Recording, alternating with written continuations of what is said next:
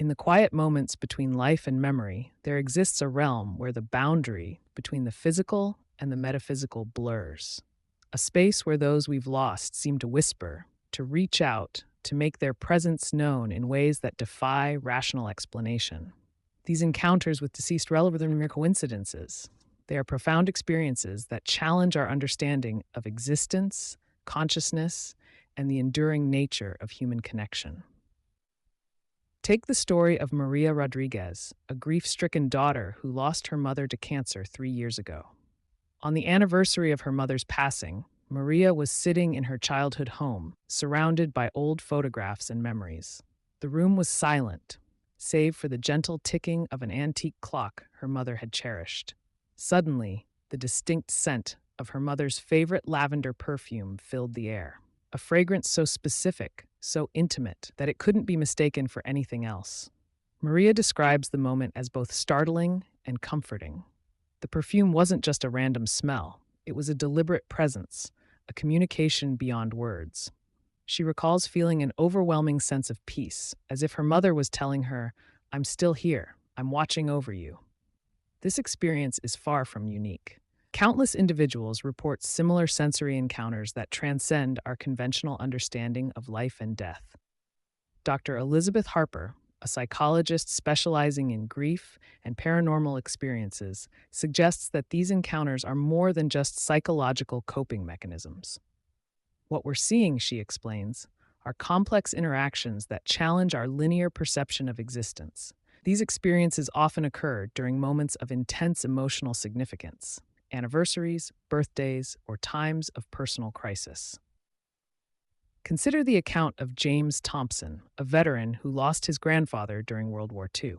James never had the opportunity to know his grandfather personally, having been born years after his death. Yet, during a particularly challenging period in his own military career, James experienced what he describes as a vivid, almost tangible presence of his grandfather. One night, while deployed in a conflict zone, James woke to see a translucent figure standing at the foot of his makeshift bed. The figure wore a military uniform from an earlier era, unmistakably his grandfather's. There was no fear in this encounter, only a profound sense of guidance and protection. The apparition didn't speak, but communicated through an overwhelming feeling of strength and reassurance. Skeptics might dismiss such experiences as products of grief, imagination, or psychological stress.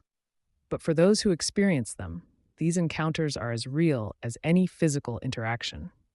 They represent a form of communication that transcends our limited understanding of consciousness and connection. Neurological research has begun to explore these phenomena from a scientific perspective. Dr. Michael Chen, a neuroscientist studying consciousness and perception, argues that our current scientific models are inadequate to fully explain these experiences. We're dealing with phenomena that exist at the intersection of quantum mechanics, consciousness studies, and what we might call spiritual experience, he notes. The cultural diversity of these encounters is equally fascinating. In many indigenous traditions, communication with ancestors is not just accepted but expected. The Maori people of New Zealand, for instance, have a deeply ingrained belief in the ongoing relationship between the living and the deceased. Their cultural practices recognize these interactions as natural, even essential aspects of human experience. Sarah Blackwood, an anthropologist who has studied cross-cultural grief responses, points out that Western scientific paradigms often struggle to accommodate these experiences. What we're seeing is a universal human experience that transcends cultural boundaries. She explains, the desire to maintain connection with those we've lost is fundamentally human. Not all encounters are visual or olfactory. Many individuals report more subtle forms of communication, a sudden feeling of comfort, a dream that feels more like a visitation, or an inexplicable sense of guidance during a critical moment. These experiences often occur during periods of significant personal transition or emotional vulnerability. Take the experience of Robert Chen, who lost his wife to cancer after 45 years of marriage. In the months following her death, Robert reported multiple instances of feeling her presence, a hand on his shoulder, a whisper of comfort during moments of overwhelming loneliness. These experiences weren't frightening, but profoundly healing. helping him navigate his grief and find meaning in his loss. Psychological research suggests that these encounters serve important emotional and psychological functions. They can provide closure, offer comfort, and help individuals process complex grief. Dr. Harper emphasizes that these experiences are not signs of mental instability, but potentially healthy mechanisms of emotional adaptation. The scientific community is increasingly open to exploring these phenomena. Quantum physicists are developing theories that suggest consciousness might be a fundamental aspect of the universe, not merely a product of brain activity.